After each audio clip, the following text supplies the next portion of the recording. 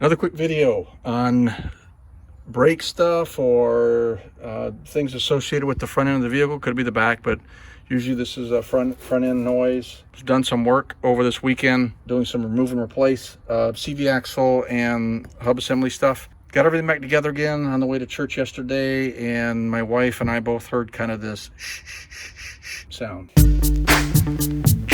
Ice, ice, baby.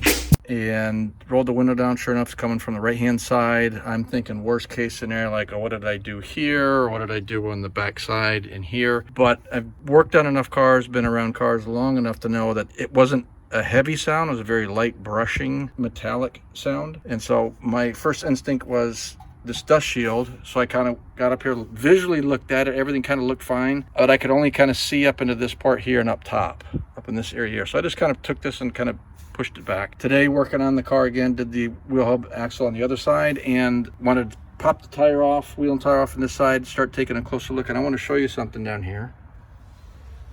If you see right here where my finger is, you see just a little bit of a shiny worn in point. And what that is probably when I put this all back together again.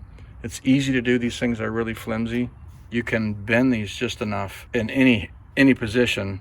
And in this case, I actually had this dust shield off and on twice, and I must have had this where I maybe kind of like pulled on it a little bit, or just maybe bumped into it, and it was just enough to flex it out to where it was rubbing on the back side of the rotor. So I just wanted to show that. That's something you can look at if you have that kind of a sound. Don't panic. It's a very unique sound. You could probably even Google or YouTube for that kind of sound. So to correct that, you can just take the palm of your hand and kind of fold it back in there, but sometimes you don't have enough space in the back to actually move the whole thing. So I just took my little sand hammer here and